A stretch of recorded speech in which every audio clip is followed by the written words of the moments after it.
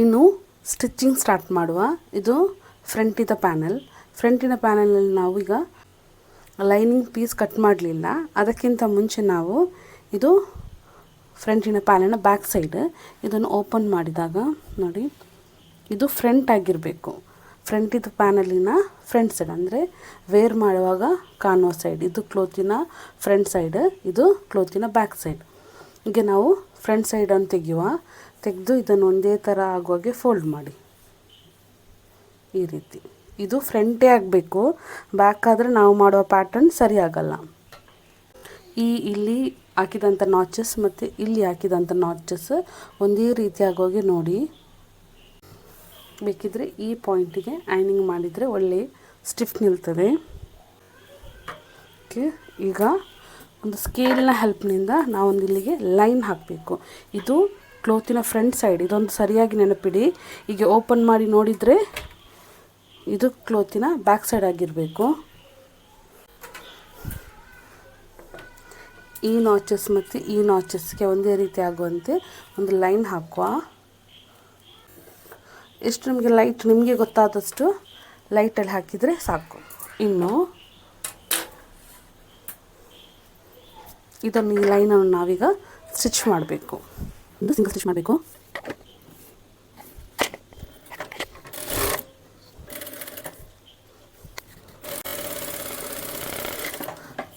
Single stitch ಮಾಡಿದರೆ ಸಾಕು. ಈಗ ಸಿಂಗಲ್ ಸ್ಟಿಚ್ ಆಯಿತು. ಇನ್ನು ಇದನ್ನು ಓಪನ್ ಮಾಡಿ ಬ್ಯಾಕ್ ಸೈಡ್ಗೆ ಬರುವ. ಇಲ್ಲಿಗೆ ಕ್ಲೋಸ್ ಆಗಿರ್ತದೆ. ಇದನ್ನು ಒಂದೇ ಥರ ಆಗುವಾಗೆ ಮತ್ತೊಮ್ಮೆ ಫೋಲ್ಡ್ ಮಾಡಿ. ಫೋಲ್ಡ್ ಮಾಡಿದ ನಂತರ ಈಗ ನಾವು ಲೈನಿಂಗ್ ಪೀಸ್ ಕಟ್ ಮಾಡಬೇಕು. ಇದರ ಮಾರ್ಕಿಂಗ್ನಲ್ಲಿ ಲೈನಿಂಗ್ ಪೀಸನ್ನು ಕಟ್ ಮಾಡೋದು. ಇದನ್ನು ಒಮ್ಮೆ ಉಂಟಲ್ಲ, ನೀವು ಹೀಗೆ ಸ್ಕೇಲ್ ಒಳಕ್ಕೆ ಹಾಕಿ ಹೀಗೆ ಸ್ವಲ್ಪ ಮಾಡಿದರೆ ಒಂದೇ ರೀತಿ ಆಗ್ತದೆ. ಇನ್ನು ನಾವಿದರ ಲೈನಿಂಗ್ ಕಟ್ ಮಾಡುವ. ಲೈನಿಂಗ್ ಕಟ್ ಮಾಡುವಾಗ ನಾವು ಫೋಲ್ಡೆಡ್ ಸೈಡ್ ಒಂದೇ ರೀತಿ ಇರಬೇಕು. ಹೇಳ್ತೀನಿ ಯಾವ ರೀತಿ ಅಂದರೆ, ಈಗ ನಾನು ಇದನ್ನು ಫೋಲ್ಡ್ ಮಾಡಿದ್ದೇನೆ. ಈ ಫೋಲ್ಡೆಡ್ ಸೈಡ್ನ ಮೇಲೆ ಈ ರೀತಿ ಎಲ್ಲಿ ನಾವು ಸ್ಟಿಚ್ ಮಾಡಿದ್ದೇವೆ ಮತ್ತು ಈ ಫೋಲ್ಡೆಡ್ ಸೈಡ್ ಇಲ್ಲಿರಬೇಕು. ನಾವು ಬ್ಯಾಕ್ ಕಟ್ ಮಾಡುವಾಗ ಓಪನ್ ಇದ್ದರೂ ಪರವಾಗಿಲ್ಲ ಅಂತ ಹೇಳಿದ್ದೇನೆ. ಆದರೆ ಇಲ್ಲಿ ಫ್ರಂಟಿಗೆ ಕಟ್ ಮಾಡುವಾಗ ಒಂದೇ ರೀತಿ ಆಗುವಾಗೆ ಅಡ್ಜಸ್ಟ್ ಮಾಡಿ ಇಡಿ.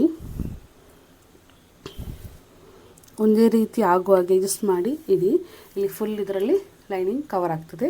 ಎಲ್ಲ ಕಡೆ ಒಮ್ಮೆ ನೋಡಬೇಕು, ಎಲ್ಲ ಜಾಗಕ್ಕೂ ನಮಗೆ ಲೈನಿಂಗ್ ಸಿಗ್ತದಾ ಅಂತ. ಇನ್ನು ಕಟ್ ಮಾಡ್ತೇನೆ.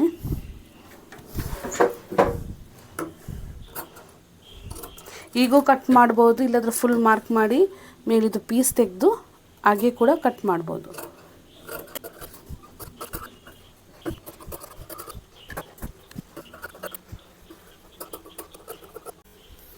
ಈಗ ಇದರ ಲೈನಿಂಗ್ ಕಟ್ ಮಾಡಿ ಆಯಿತು ನೋಡಿ. ಇದರ ಲೈನಿಂಗ್ ಕಟ್ ಮಾಡಿ ಆಯಿತು. ಇನ್ನು ಇದರ ಲೈನಿಂಗನ್ನು ಎಫ್ ಅಂತ ಬರೆದು ಸ್ವಲ್ಪ ದೂರ ಇಡುವ. ಇನ್ನು ನಮಗೆ ಇಲ್ಲಿ ನಾವೊಂದು ಪ್ಯಾಟರ್ನ್ ಮಾಡೋದಕ್ಕೆ ನಾವೀಗ ಇದನ್ನು ಓಪನ್ ಮಾಡಬೇಕು. ಇಲ್ಲಿ ಮತ್ತು ಇಲ್ಲಿ ಒಂದು ನಾಚಸ್ ಹಾಕುವ. ಎರಡು ಬದಿಗೆ ನಾನೊಂದು ನಾಚಸ್ ಹಾಕ್ತೇನೆ.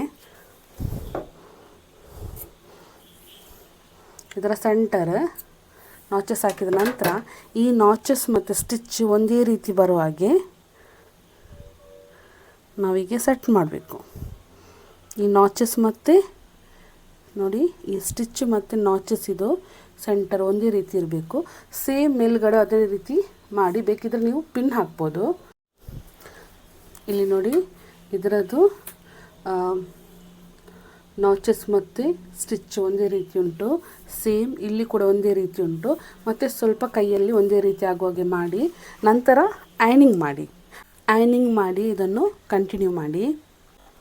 ಇಲ್ಲಿ ನೋಡಿ, ಚಂದ ಮಾಡಿ ಐನಿಂಗ್ ಮಾಡಿದ್ದೇನೆ. ಇನ್ನು ಇದರ ಸೈಡಿಗೆ ಇಲ್ಲಿಗೆ ಒಂದು ಲೇಸ್ ಇಡ್ತೇನೆ, ಆನಂತರ ಸ್ಟಿಚ್ ಮಾಡ್ತೇನೆ. ಇದು ಲೇಸ್ ಬೇಕಿದ್ದರೆ ನೀವು ಇಡಿ, ಇಲ್ಲದ್ರೆ ಬೇಡ. ಇನ್ನು ಈ ಟೈಪಿನ ಒಂದು ಲೇಸನ್ನು ಇದರ ಜೊತೆಗೆ ಅಟ್ಯಾಚ್ ಮಾಡ್ತೇನೆ. ಜಸ್ಟ್ ಇದನ್ನು ಓಪನ್ ಮಾಡಿದರೆ ಸೈಡಿಗೆ ಈ ರೀತಿ ಸೆಟ್ ಮಾಡಿ ಮತ್ತು ನಾವು ಸ್ಟಿಚ್ ಮಾಡುವ.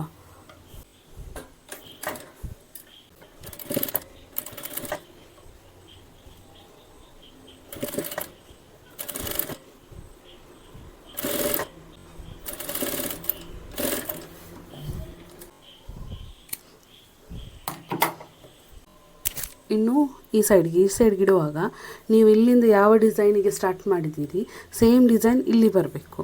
ಅಂದರೆ ಈಗೆಲ್ಲ ಇಡಲಿಕ್ಕಿಲ್ಲ, ಅರ್ಧ ಮೇಲೆ ಹೋಗಿ ಇದು ಈಗ ನೋಡಿ ಅಂತಿದ್ದು ಒಂದೇ ರೀತಿ ಮಾಡುವಾಗ ಇಲ್ಲಿ ಒಂದೇ ರೀತಿ ಆಗಲ್ಲ. ಈ ರೀತಿ ಇಡಬೇಡಿ.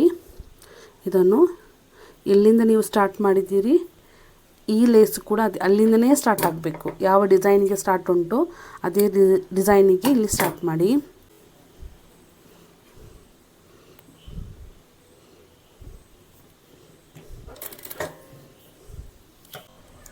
ಎರಡು ಸೈಡು ಈಗ ಫಿನಿಶಿಂಗ್ ಆಯಿತು. ಇನ್ನು ನಾವು ಇದರ ಮೇಲೆ ಬ್ಯಾಕಿದು ಪ್ಯಾನಲ್ ತರಬೇಕು. ಎರಡು ಉಂಟು ಬ್ಯಾಕಿದು ಪ್ಯಾನಲ್, ಒಂದು ರೈಟಿಗೆ ಒಂದು ಲೆಫ್ಟಿಗೆ.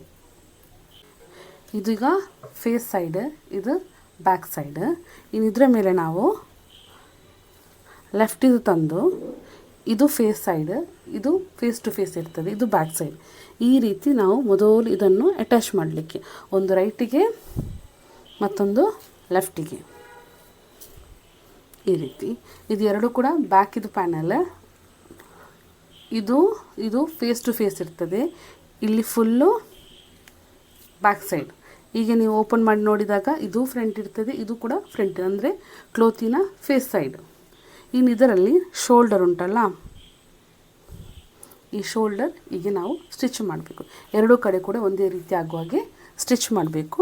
ಇಡುವಾಗ ಒಂದೇ ರೀತಿಯಾಗಿ ಅಡ್ಜಸ್ಟ್ಮೆಂಟ್ ಮಾಡಿ ಇಡಿ. ಇಲ್ಲಿ ಕೂಡ ನಿಮಗೆ ಸ್ಟಿಚ್ ಮಾಡಲಿಕ್ಕೆ ಕಷ್ಟ ಆಗೋದಾದರೆ ಮೊದಲೊಂದು ಇಲ್ಲಿ ಎಷ್ಟು ಸ್ಟಿಚ್ ಮಾಡಬೇಕು ಅಷ್ಟಕ್ಕೆ ಒಂದು ಮಾರ್ಕ್ ಹಾಕಿ.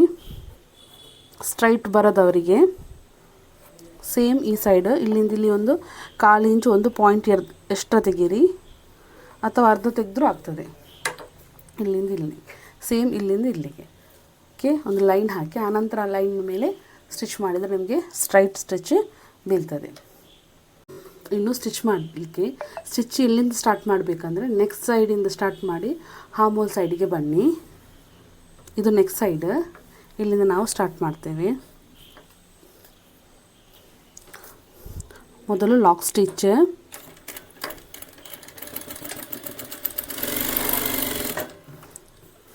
ಡಬಲ್ ಸ್ಟಿಚ್ ಹಾಕಬೇಕು.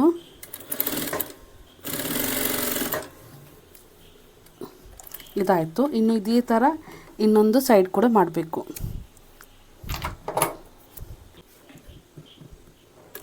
ಲಾಕ್ ಸ್ಟಿಚ್,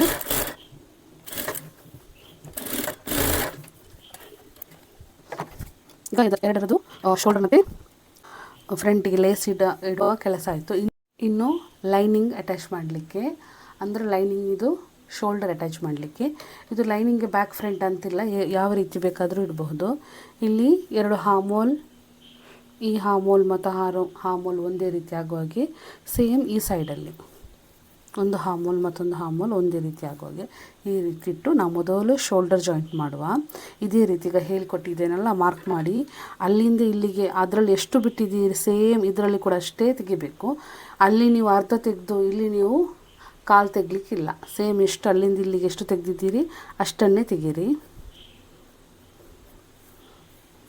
ಸೇಮ್ ಈ ಸೈಡಲ್ಲೂ ಕೂಡ ಅದೇ ರೀತಿ ಲೈನ್ ಹಾಕಿ ಸ್ಟಿಚ್ ಮಾಡಿ, ಆಗ ನಿಮಗೆ ಈಸಿ ಆಗ್ತದೆ. ಹೀಗೆ ಎರಡು ಶೋಲ್ಡರನ್ನು ಕೂಡ ಸ್ಟಿಚ್ ಮಾಡಬೇಕು.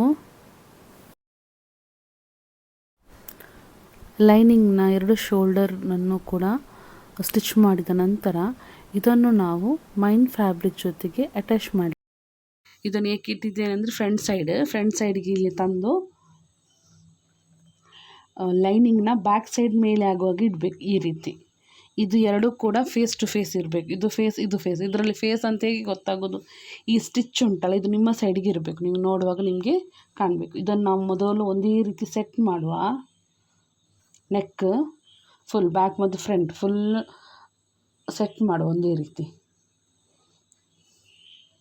ಓಕೆ, ಇದು ನೋಡಿ ಮೊದಲು ಇಲ್ಲಿ ಶೋಲ್ಡರನ್ನು ಒಂದೇ ರೀತಿ ಮಾಡಿ ಶೋಲ್ಡ್ರ್ ಒಂದೇ ರೀತಿ ಮಾಡಿ ಇಲ್ಲಿ ನೆಕ್ಕೆಲ್ಲ ಒಂದೇ ರೀತಿ ಆಗೋಗೆ ಸೆಟ್ ಮಾಡ್ತಾ ಬನ್ನಿ. ನೀವು ಪಿನ್ ಹಾಕೋದಾದರೆ ಪಿನ್ ಹಾಕಿ ಸೆಟ್ ಮಾಡ್ತಾ ಬನ್ನಿ. ಇಲ್ಲಿ ಸೈಡ್ಗೆಲ್ಲ ಪಿನ್ ಹಾಕ್ತಾ ಬನ್ನಿ. ಇನ್ನು ಇಲ್ಲಿಂದ ಬ್ಯಾಕಿಂದ ನೋಡಿ, ಬ್ಯಾಕಿಂದ ಸ್ಟಾರ್ಟ್ ಮಾಡಿ. ಇದು ಕೂಡ ಒಂದೇ ರೀತಿ ಆಗಬೇಕು. ಇನ್ನು ಇದನ್ನು ನಾವು ಸ್ಟಿಚ್ ಸ್ಟಿಚ್ ಮಾಡುವಾಗ ಒಂದು ಅರ್ಧ ಇಂಚಷ್ಟು ಬೇಕಾದರೂ ಜಾಸ್ತಿ ತೆಗಿಬೋದು. ಅರ್ಧ, ಕಾಲು ಅಥವಾ ಕಾಲಕ್ಕಿಂತ 1 ಪಾಯಿಂಟ್ ಹೆಚ್ಚು ತೆಗೆದು ಹೀಗೆ ಈ ಸೈಡ್ಗೆ ನೀವೆಲ್ಲಿ ಸ್ಟಿಚ್ ಮಾಡ್ತೀರ ಅಲ್ಲಿಗೆ ನೀವು ಲೈನ್ ಹಾಕ್ತಾ ಬನ್ನಿ. ಇದರಿಂದ ನಿಮಗೆ ಶೇಪೆಲ್ಲ ಸರಿ ಬರ್ತದೆ. ಸ್ಟಿಚ್ಚೆಲ್ಲ ಆಚೀಚೆ ಆಗಲ್ಲ. ಸೇಮ್ ರೌಂಡಿಗೆ ನೀವು ಇಲ್ಲಿ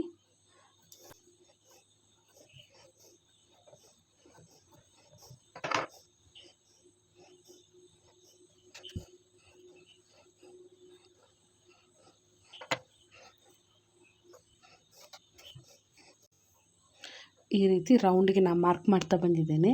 ಇನ್ನು ಈ ಮಾರ್ಕಿನ ಮೇಲೆ ಸ್ಟಿಚ್ ಮಾಡ್ತಾ ಬರೋದು. ಬ್ಯಾಕಿಂದ ಯಾವುದಾದ್ರೂ ಒಂದು ಬ್ಯಾಕಿಂದ ಸ್ಟಾರ್ಟ್ ಮಾಡಿ, ಬ್ಯಾಕಿಂದ ಓಪನ್ ಸೈಡ್ ಅಲ್ಲಿಂದ ಸ್ಟಾರ್ಟ್ ಮಾಡಿ ರೌಂಡಿಗೆ.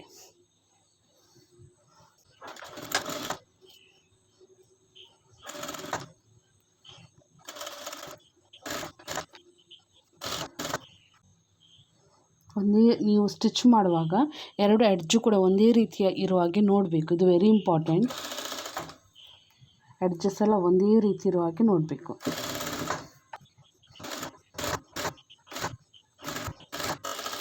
ನಾವು ಫುಲ್ ಸ್ಟಿಚ್ ಮಾಡಿ ಇನ್ನು ಬ್ಯಾಕ್ ಸೈಡಿನ ಇನ್ನೊಂದು ಸೈಡಿಗೆ ಬಂದು ಮುಟ್ಟಿದ್ದೇವೆ. ಇನ್ನು ಆಯಿತು. ಇದಕ್ಕೆ ಫುಲ್ ನಾವು ನಾಚಸ್ ಹಾಕುವ. ಈ ಫುಲ್ಲು ನೆಕ್ಕಿನ ಸ್ಟಿಚ್ ಆಯಿತು. ಇನ್ನು ಫುಲ್ ಇದಕ್ಕೆ ನಾಚಸ್ ಹಾಕಲಿಕ್ಕೆ ಎಲ್ಲೆಲ್ಲ ಕವ್ ಶೇಪ್ ಉಂಟು ಅಲ್ಲೆಲ್ಲ ದೂರ ಮಾಡಿ ಹೀಗೆ ನಾಚಸ್ ಹಾಕ್ತಾ ಬನ್ನಿ. ಯಾವುದಕ್ಕೂ ಈ ಸ್ಟಿಚ್ಚಿಗೆ ನಿಮ್ಮ ಕಟ್ ಬೀಳಬಾರ್ದು.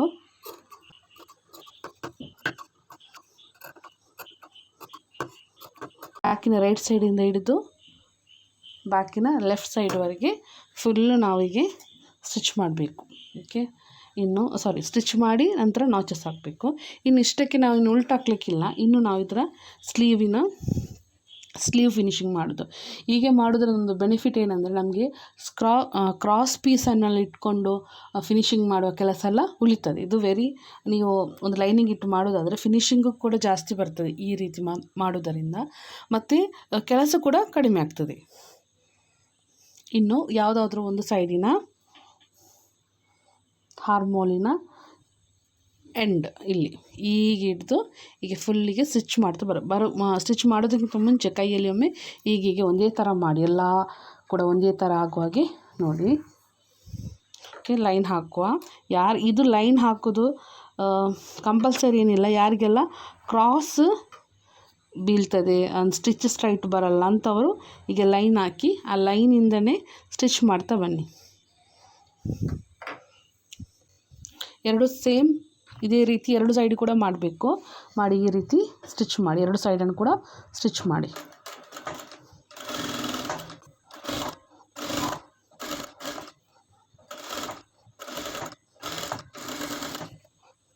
ಇನ್ನು ಸ್ಟಿಚ್ ಮಾಡಿ ಆಯಿತು. 2 ಹಾರ್ಮೋಲ್ ಕೂಡ ಸ್ಟಿಚ್ ಆಯಿತು.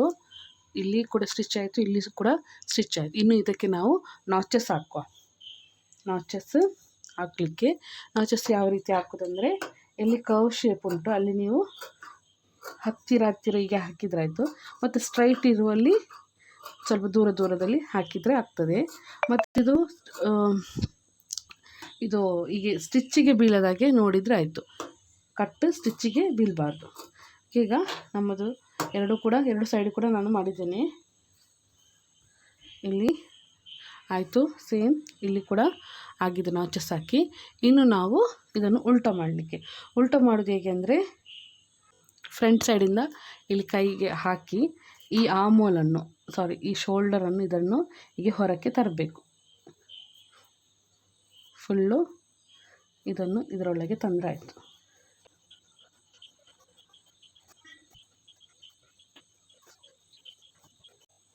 ಹೀಗೆ ಒಂದು ಸೈಡ್ ಆಯಿತು ನನ್ನದು. ಹೀಗೆ ಒಂದು ಸೈಡ್ ಆಯಿತು. ಇನ್ನೊಂದು ಸೈಡ್ ಮಾಡುವ.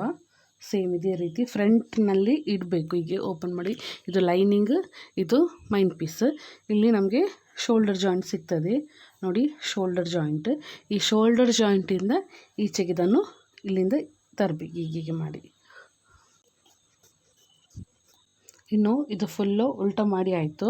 ಈ ರೀತಿ ಇಲ್ಲಿ ಎಲ್ಲ ಫುಲ್ ಫಿನಿಶಿಂಗ್ ಇರ್ತದೆ. ಹಾಮೋಲ್ ಕೂಡ ಸೇಮ್ ಹಾಮೋಲ್ ಮತ್ತು ಇದಲ್ಲ. ಇನ್ನು ಇಲ್ಲಿ ಬ್ಯಾಕಿದು ನಾವು ಈ ಸ್ಟಿಚ್ ಇದುಂಟಲ್ಲ, ಇದನ್ನು ಹೇಗೆ ಫಿನಿಶಿಂಗ್ ಮಾಡೋದು ಅಂತ ಹೇಳ್ತೇನೆ ನೋಡಿ. ಫ್ರಂಟಲ್ಲಿ ಈಗಿರ್ತದಲ್ಲ, ಫ್ರಂಟಲ್ಲಿ ಈಗಿರ್ತದೆ ಇದು. ಒಂದನ್ನು ಈ ಕೈಯಿಂದ ತೆಗಿರಿ, ಲೈನಿಂಗ್ ಪೀಸನ್ನು ಈ ಕೈಯಿಂದ ತೆಗೆದು ಇದರ ಒಂದೊಂದರ ಮೇಲೆ ಹೀಗೆ ಇಟ್ಟು ಇಲ್ಲಿ ನಿಮಗೆ ಹೀಗೆ ಸಿಗ್ತದೆ. ಇನ್ನು ನಾವು ಇದರ ಸೈಡಿಗೆ ಹೀಗೆ ಸ್ಟಿಚ್ ಮಾಡ್ತಾ ಬರುವ. ಇಲ್ಲಿ ಕೂಡ ಅದೇ ರೀತಿ, ಯಾರಿಗೆ ಸ್ಟಿಚ್ ಸ್ಟ್ರೈಟ್ ಬರಲ್ಲ ಅಂಥವರು ಲೈನ್ ಹಾಕಿ ಸ್ಟಿಚ್ ಮಾಡಿ.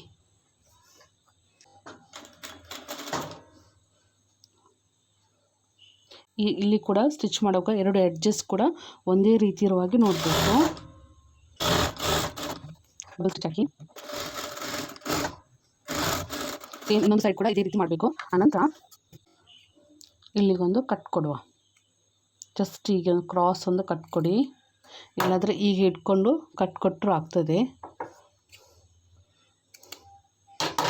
ಈ ರೀತಿ. ಇನ್ನು ಈ ಪಾಯಿಂಟನ್ನು ಕೈಯಲ್ಲಿ ಇಟ್ಕೊಂಡು ಹೀಗೆ ಈ ಪಾಯಿಂಟಿಗೆ ನಾವು ಬರಬೇಕು. ಹೀಗೆ ಮಾಡಿದ ನಂತರ ಈ ಪಾಯಿಂಟನ್ನು ಹೀಗೆ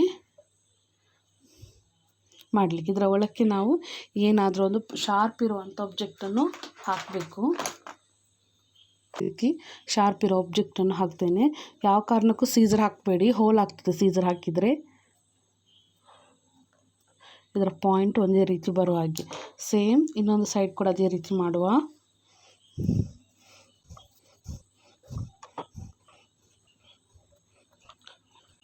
ಹೀಗೆ ಕೂಡ ಇದು ಕೂಡ ಶಾರ್ಪ್ ಆಯಿತು. ಇನ್ನು ನಾವು ಸೈಡಿಗೆ ಫುಲ್ಲು ಸ್ಟಿಚ್ ಮಾಡಲಿಕ್ಕೆ, ಇದು ಆಪ್ಷನಲ್. ಇನ್ನು ಸೈಡಿಗೆ ಫುಲ್ಲು ಸ್ಟಿಚ್ ಮಾಡಲಿಕ್ಕೆ ಅಂದರೆ ನಾವು ಎಲ್ಲಿಯೆಲ್ಲ ಈಗ ಸ್ಟಿಚ್ ಮಾಡ್ತಾ ಬಂದಿದ್ದೇವೆ ಅಲ್ಲೆಲ್ಲ ಇದರ ಸೈಡಿಗೆ ಸ್ಟಿಚ್ ಮಾಡೋದು. ನಿಮಗೆ ಇದರ ಫಿನಿಶಿಂಗ್ ಇಷ್ಟೇ ಸಾಕು ಅಂದರೆ ಓಕೆ. ಇನ್ನು ನಿಮಗೆ ಸ್ಟಿಚಿಂಗ್ ಬೇಕು, ಇನ್ನೊಂದು ಮಾಡ್ತೇನೆ ಅಂತಿದ್ರೆ ಮಾಡ್ಬೋದು. ಅದಕ್ಕಿಂತ ಮುಂಚೆ ಸ್ವಲ್ಪ ನೀವು ಐನಿಂಗ್ ಮಾಡಿದರೆ ಒಳ್ಳೆಯದಾಗ್ತದೆ. ಅಂದರೆ ನಿಮಗೆ ಸ್ಟಿಚ್ ಮಾಡುವಾಗ ನೆರಿಗೆ ಏನಾಗೆ ಆಗಲ್ಲ. ಮೊದಲು ಒಂದೇ ರೀತಿ ಮಾಡಿ ನಂತರ ಐನಿಂಗ್ ಮಾಡಿ.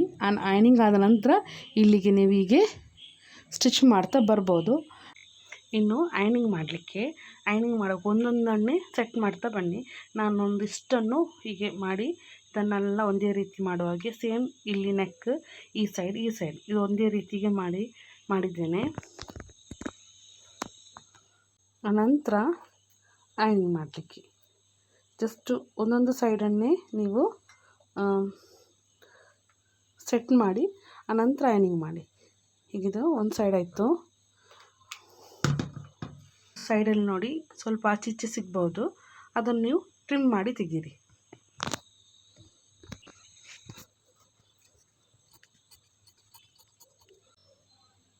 ಇನ್ನು ಫ್ರಂಟ್ ಸೈಡಿಗೆ ಒಂದೇ ರೀತಿ ಆಗಾಗೆ ಫುಲ್ಲು ಕೈಯಲ್ಲಿ ಒಂದೇ ರೀತಿ ಮಾಡಿ ಆನಂತರ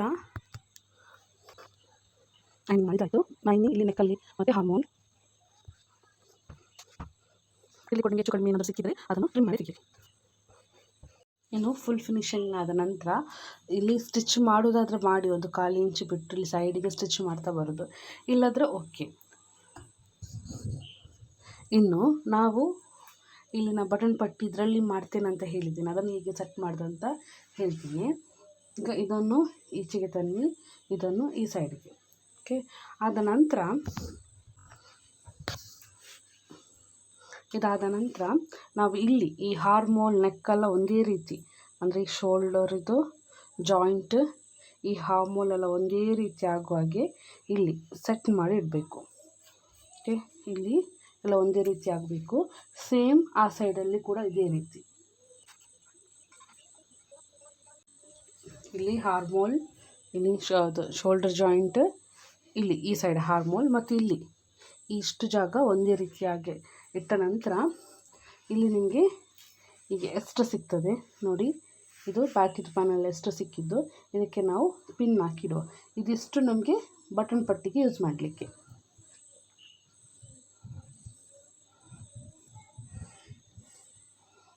ಒಮ್ಮೆ ನಾವು ಮಾಡಿದ್ದು ಸರಿ ಉಂಟಾ ಇಲ್ಲ ಅಂತ ನೋಡಲಿಕ್ಕೆ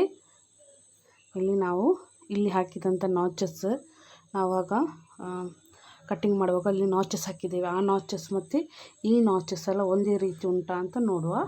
ಇದ್ದರೆ ನಾವು ಮಾಡಿದ್ದು ಸರಿ ಅಂತ ಆಯಿತು.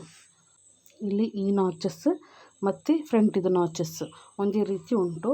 ಇಷ್ಟು ಅಗಲದ ಪಟ್ಟಿ ನಿಮಗೆ ಇಲ್ಲಿ ಬಟನ್ ಪಟ್ಟಿಯಾಗಿ ಅದು ನಾವು ಯೂಸ್ ಮಾಡ್ತೇವೆ. ನಾವೀಗ ಪಿನ್ ಹಾಕಿದ್ದು ಇಲ್ಲಿ ನೋಡಿ, ಇಲ್ಲಿ ಬಟನ್ ಪಟ್ಟಿಗಿದು ಯೂಸ್ ಮಾಡುವ. ಇನ್ನು ಗ್ಯಾದರ್ಸ್ ಹೇಗೆ ಇಡೋದು ಅಂತ ಹೇಳ್ಕೊಡ್ತೇನೆ. ಇದು ಯಾವುದಾದ್ರೂ ಬ್ಯಾಕಿನ ಪ್ಯಾನಲ್ ತೆಗೆದು ಇದರ ಸೆಂಟರ್ ಇಲ್ಲಿ ನಾಚಸ್ ಉಂಟಲ್ಲ, ಇಲ್ಲಿ ನಾಚಸ್ ಉಂಟಲ್ಲ, ಇದು ಸೆಂಟರ್. ಇನ್ನು ಇದಕ್ಕೆ ನಾವು ಯಾವುದಾದ್ರೂ ಒಂದು ಪ್ಯಾನಲ್ ತಂದು ಗ್ಯಾದರ್ಸ್ ಇಡುವಂತಹ ಪ್ಯಾನಲ್ ಇದಕ್ಕೆ ನಾವಿಲ್ಲಿ ಸೆಂಟರ್ ಮಾರ್ಕ್ ಮಾಡಲಿಕ್ಕೆ ಉಂಟು. ಅದು ಯಾವ ರೀತಿ ಮಾರ್ಕ್ ಮಾಡೋದು ಅಂತ ಹೇಳ್ತೇನೆ. ಒಂದೇ ರೀತಿ ಫೋಲ್ಡ್ ಮಾಡಿ, ಇಲ್ಲಿಂದ ಈಗ ಒಂದೇ ರೀತಿ ಫೋಲ್ಡ್ ಮಾಡಿ ಇಲ್ಲಿ ಒಂದು ನಾಚಸ್ ಹಾಕುವ. ಅದಾದ ನಂತರ ಇದು ಫ್ರಂಟ್, ಇದನ್ನು ತಂದು ಈಗ ಇಡಬೇಕು ಫೇಸ್ ಟು ಫೇಸ್. ಇದು ಕೂಡ ಕ್ಲೋತಿನ ಫ್ರಂಟ್ ಆಗಿರಬೇಕು, ಇದು ಕೂಡ ಫ್ರಂಟ್, ಈ ರೀತಿ ಆಗುವಾಗ ಇಡಬೇಕು. ಇಲ್ಲೀಗ ಪ್ಯಾಕ್ ನೋಡಿ, ಇದು ಪ್ಯಾಕ್, ಇದು ಈ ಕ್ಲೋತಿನ ಬ್ಯಾಕ್ ಸೈಡ್. ಇದು ಈಗ ಓಪನ್ ಮಾಡಿ ನೋಡಿದಾಗ ಇದು ಫ್ರಂಟ್. ಇದು ಬ್ಯಾಕ್ ಸೈಡಿನ ಫ್ರಂಟ್ ಈಗ ಇಟ್ಟು ನಾನು ಗ್ಯಾದರ್ಸ್ ಇಡ್ತೇನೆ. ಈ ಸೆಂಟರ್ ಆ ಸೆಂಟರ್ ಒಂದೇ ರೀತಿ ಆಗುವಾಗೆ, ಈ ಸೆಂಟರ್ ಮತ್ತು ಆ ಸೆಂಟರ್ ಒಂದೇ ರೀತಿ ಆಗುವಾಗೆ ನಾನಿಲ್ಲಿ ಎಲ್ಲ ಮಾರ್ಕ್ಸನ್ನು ಒಂದೇ ರೀತಿಯಾಗಿ ಇಟ್ಟಿದ್ದೇನೆ. ಇದು ಬಟನ್ ಪಟ್ಟಿ ಸೈಡಿನ ಭಾಗ, ಅದು ಕೂಡ ಫೇಸ್ ಸೈಡ್. ಅದರ ಮೇಲೆ ಈ ಗ್ಯಾದರ್ಸ್ ಇಡುವುದನ್ನು ತರಬೇಕು. ಇಲ್ಲಿ ಕೂಡ ಯಾರಿಗೆ ಕಷ್ಟ ಆಗ್ತದೆ ಅವರು ಕೂಡ ಇಲ್ಲಿ ಹೀಗೆ ಉದ್ದಕ್ಕೆ ಒಂದು ಲೈನ್ ಹಾಕ್ತಾ ಬರಬಹುದು. ಅದೇ ಲೈನಿನ ಮೇಲೆ ನೀವು ಗ್ಯಾದರ್ಸ್ ಇಡಲಿಕ್ಕೆ ನಿಮ್ಗೆ ಈಸಿ ಆಗ್ತದೆ. ಆಗ ದೂರ ಇಲ್ಲದ್ರೆ ಒಂದು ಹೀಗೆ ಲೈನ್ ಎಳೀರಿ. ಇಲ್ಲಿ ನೀವು ಫುಲ್ ಎಷ್ಟು ಕ್ಲೋತ್ ಉಂಟು ಅಲ್ಲಿವರೆಗೆ ಒಂದು ಲೈನ್ ಎಳೆದ್ರೂ ಓಕೆ. ಫಸ್ಟ್ ಸೆಂಟರ್ಗೆ ಇಡಬೇಕು. ಇಟ್ಟು ಸಣ್ಣ ಸಣ್ಣ ಗ್ಯಾದರ್ಸ್ ಇಡುವಾಗ ಫುಟ್ ಮೇಲೆ ಮಾಡಿ ಒಂದು ಸ್ಟಿಚ್ ಮಾಡಿ, ಆನಂತರ ಹೀಗೆ ಈ ಎಡ್ಜ್ ಮತ್ತು ಈ ಎ ಪಾರ್ಟಿನ ಎಡ್ಜ್ ಮತ್ತು ಈ ಎಡ್ಜ್ ಉಂಟಲ್ಲ, ನಾವು ಯಾವುದು ಗ್ಯಾದರ್ಸ್ ಇಡ್ತೇವೆ ಅದು ಎರಡು ಒಂದೇ ರೀತಿ ಆಗಿರೋ ಹಾಗೆ ನೋಡಬೇಕು. ಸಣ್ಣ ಸಣ್ಣ ಗ್ಯಾದರ್ಸ್ ಇಟ್ಟರೆ ಸಾಕಾಗ್ತದೆ. ಎಲ್ಲಿವರೆಗೆ ಇಡಬೇಕಂದ್ರೆ ಈ ಕ್ಲೋತು ಮತ್ತು ಈ ಎ ಪ್ಯಾನೆಲಿನ ಸೈಡ್ ಉಂಟಲ್ಲ, ಇದು ಎಂಡ್ ಆಗುವವರೆಗೆ, ವೇಸ್ಟಿನ ವಿಡ್ತ್ ಎಂಡ್ವರೆಗೆ ಇಷ್ಟು ಇನ್ನು ನಮಗೆ ಗ್ಯಾದರ್ಸ್ ಇಡ್ಲಿಕ್ಕೆ ಉಂಟು.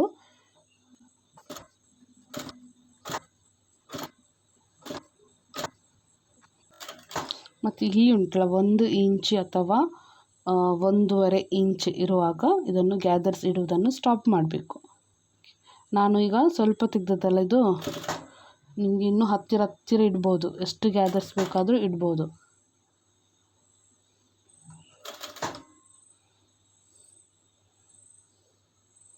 ಇನ್ನು ಲಾಸ್ಟ್ ನೋಡಿ, ಲಾಸ್ಟ್ ಒಂದು ಅಥವಾ 1/4 ಅಥವಾ 1.5 ಇಂಚ್ ಇರುವಾಗ ಹೀಗೆ ಸ್ಟ್ರೈಟ್ ಸ್ಟಿಚ್ ಮಾಡಿ, ಗ್ಯಾದರ್ಸ್ ಏನು ಇಡಲಿಕ್ಕಿಲ್ಲ, ಜಸ್ಟ್ ಸ್ಟ್ರೈಟ್ ಮಾಡಿದರೆ ಆಯಿತು. ಇನ್ನೊಂದು ಸೈಡ್ಗೆ ಕೊಂಡೋಗಲಿಕ್ಕೆ ಇದರ ಮೇಲೆ ಡಬಲ್ ಸ್ಟಿಚ್ ಆಗ್ತಾನೆ ಇನ್ನೊಂದು ಸೈಡ್ಗೆ ಬನ್ನಿ. ಇನ್ನೊಂದು ಸೈಡಲ್ಲಿ ಸೇಮ್ ಅದೇ ರೀತಿ. ಯಾರಿಗೆ ಕಷ್ಟ ಆಗ್ತದೆ ಅವ್ರ ಲೈನ್ ಹಾಕಿ ಇದು ಮಾಡ್ತಾ ಬನ್ನಿ. ಯಾರಿಗೆ ಗೊತ್ತಾಗ್ತದೆ ಸರಿ ಅವರು ಹೀಗೆ ಗ್ಯಾದರ್ಸ್ ಇಡ್ತಾ ಬಂದರೆ ಆಯಿತು. ಗ್ಯಾದರ್ಸ್ ಇಡುವಾಗ ಮೇಲಿನ ಪ್ಯಾನಲನ್ನು ಮಾತ್ರ ಗ್ಯಾದರ್ಸ್ ಇಡೋದು, ಬ್ಯಾಕಿದು ಗ್ಯಾದರ್ ಮಾಡಲಿಕ್ಕಿಲ್ಲ. ಬ್ಯಾಕಿದು ಪ್ಯಾನಲ್ಗೆ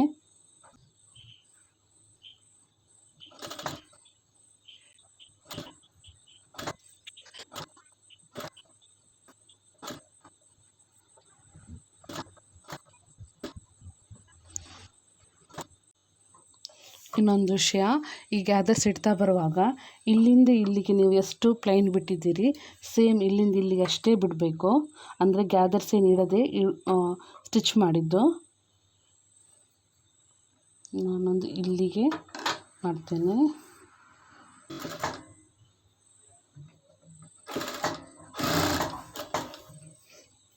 ಸೇಮ್ ಡಬಲ್ ಸ್ಟಿಚ್ ಇದರ ಗ್ಯಾದರ್ಸ್ ಇಟ್ಟ ಮೇಲೆ ಇದನ್ನು ಕೂಡ ಡಬಲ್ ಸ್ಟಿಚ್ ಮಾಡಬೇಕು.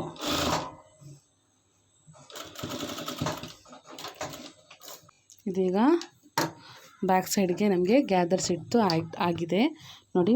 ಬ್ಯಾಕ್ ಸೈಡ್ಗೆ ನಾವು ಫುಲ್ಲು ಗ್ಯಾದರ್ಸ್ ಇಟ್ಟಿದ್ದೇನೆ. ಇನ್ನು ಫ್ರಂಟಿಗೆ ಹೋಗುವ. ಇನ್ನೊಂದು ಪ್ಯಾನಲ್ ಅಂತಂದು ಇಲ್ಲಿ ನೋಡಿ ನಾಚಸ್ ಉಂಟು. ಸೇಮ್ ಅದೇ ರೀತಿ ಇದರ ಸೆಂಟರ್ ಪಾಯಿಂಟ್ ಯಾವುದಂತ ನೋಡಬೇಕು. ಇಲ್ಲಿ ಉಂಟು ಸೆಂಟರ್ ಪಾಯಿಂಟ್. ಇದನ್ನು ಕೂಡ ಇಡೋದು ಸೇಮ್ ಫೇಸ್ ಟು ಫೇಸ್ ಇದ್ದರೆ ಆಯಿತು. ಇದು ಫ್ರಂಟಿನ ಎ ಪ್ಯಾನಲಿನ ಫ್ರಂಟ್ ಸೈಡ್, ಎ ಪಾರ್ಟಿನ ಫ್ರಂಟ್ ಸೈಡಿಗೆ. ಇದು ಕೂಡ ಕ್ಲೋತಿನ ಫ್ರಂಟ್ ಸೈಡ್ ಆಗಿರಬೇಕು. ನಾವೀಗ ಸ್ಟಿಚ್ ಮಾಡುವ ಸೈಡ್ ಇದರ ಬ್ಯಾಕ್ ಸೈಡ್ ಆಗಿರಬೇಕು.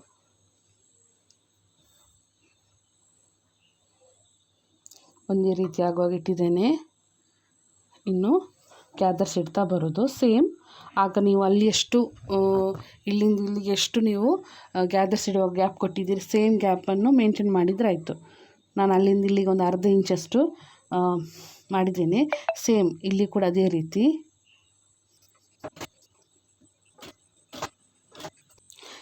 ಮತ್ತು ಇಲ್ಲಿ ಕೂಡ ಇಲ್ಲಿಂದ ಇಲ್ಲಿಗೆ ಅಲ್ಲಿ ನೀವು ಎಷ್ಟು ಬಿಟ್ಟಿದ್ದೀರಿ ಅದನ್ನು ಇಲ್ಲಿ ಮೇಂಟೈನ್ ಮಾಡಬೇಕು. ಇಲ್ಲಿಗೆ ಇಷ್ಟು ನಾವು ಪೀಸನ್ನು ಯಾವುದೇ ಗ್ಯಾದರ್ಸ್ ಇಲ್ಲದೆ ಸ್ಟ್ರೈಟ್ ಸ್ಟಿಚ್ ಮಾಡಲಿಕ್ಕೆ. ಇಲ್ಲಿ ನಾವು ಇಷ್ಟು ಜಾಗದಿಂದ ಇಲ್ಲಿಂದ ಇಲ್ಲಿವರೆಗೆ ಫುಲ್ ಗ್ಯಾದರ್ಸ್ ಇಟ್ಟು ಕವರ್ ಮಾಡ್ತಾ ಬರಬೇಕು. ಗ್ಯಾದರ್ಸನ್ನು ಕೂಡ ಅದೇ ಸೇಮ್ ಇದು ಪ್ಲೀಟ್ಸ್ ಎಲ್ಲ ಸೇಮ್ ಮೆಷರಿದು ಮೇಂಟೈನ್ ಮಾಡಿ.